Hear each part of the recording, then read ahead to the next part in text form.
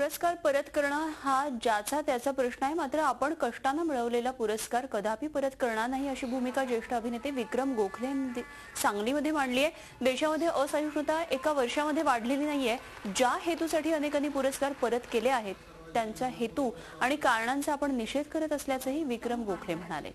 आपल्याला वेळोवेळी भरभक्कम आधार देण्यात मोठ्या मोठ्या लोकांनी आपले पुरस्कार परत केलेले आहेत। त्यांचा हेतू जो आहे, कारण जे आहे, त्याचा मी फक्त निषेध आणि निषेधच करतो। लोकशाहीमध्ये विचारांनी शब्दांनी आपली बाजू मांडणं, पटवून देणं हे महत्त्वाचं आहे। पण तुम्हाला खरंच असं वाटतं का की आपल्या देशामध्ये लोकशाही आहे असं खरंच वाटतं का तुम्हाला?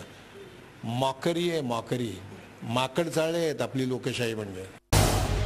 झी 24 तास रहा एक पाऊल पुढे।